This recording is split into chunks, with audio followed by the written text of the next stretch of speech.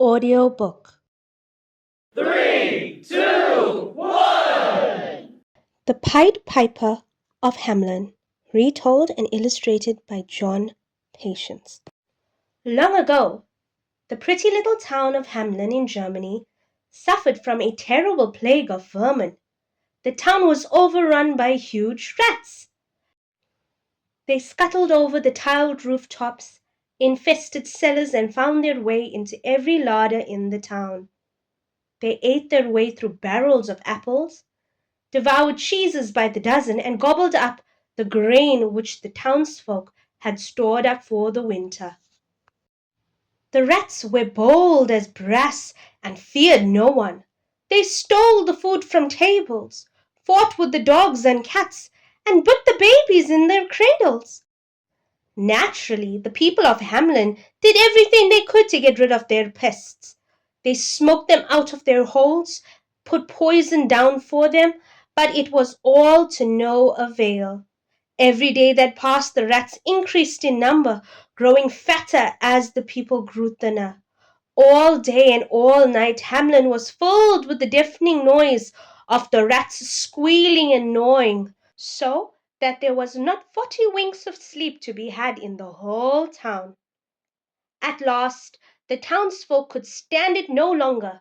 They marched in a great crowd to the town hall and demanded angrily that the mayor and his council should do something about the vermin.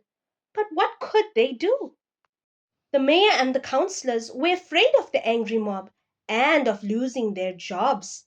They loved their beautiful fur-lined cloaks, their gold chains, and the feeling of importance which these things gave them. Surely someone can think of a way of ridding us of these rats, cried the mayor. We will offer a reward to the man who can come up with the answer. The councillors agreed that this was a good idea. So, the very next day, a town crier was sent out to read a proclamation in the town square. He rang his bell and shouted loudly, "There will be a reward of 1,000 guilders for whoever is able to rid Hamlin of its plague of rats." Well, as you know, everyone was talking about trying to get rid of the rats. But now they tried even harder. Rat catchers came from all over Germany to try their luck. Huge traps were dug out and baited with giant cheeses. Clever chemists concocted bubbling poisons to pour down the rat holes, but still the rats infested the town. Not satisfied, the people of Hamlin soon began to complain again. "What use are a mayor and councillors in fine robes if they cannot rid us of the rats?" they wailed. Once more they marched to town hall and beat upon the door. Inside, the mayor and his council shook with fear. Suddenly, a great gust of wind blew through the hall, swirling around the marble pillars, and in the middle of it appeared a tall, thin stranger. He was dressed in a most peculiar fashion, half in red and half in yellow. In his cap he wore a peacock feather. A mysterious smile played upon his lips.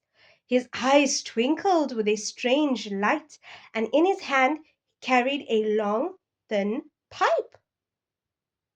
Who are you? Exclaimed the startled mayor. People call me the Pied Piper, answered the stranger.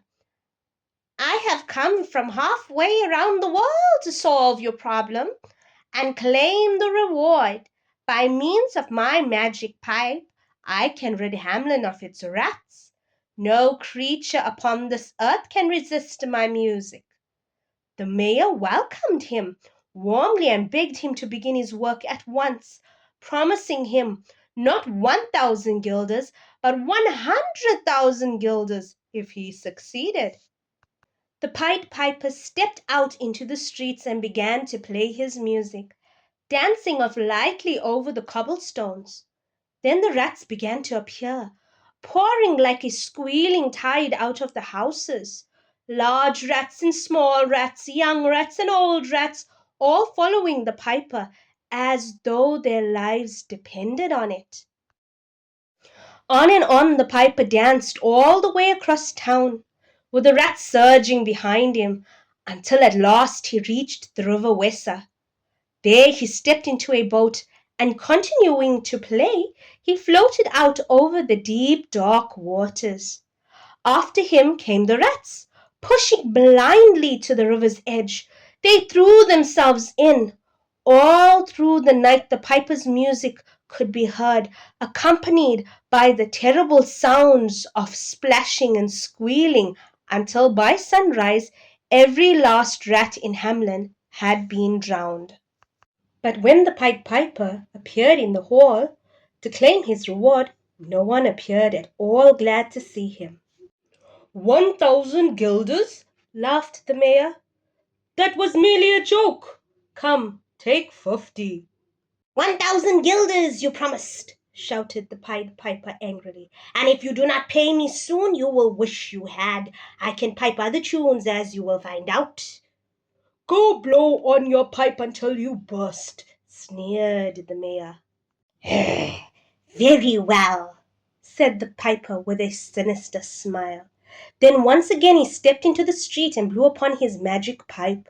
This time the air was filled with a very different sort of music.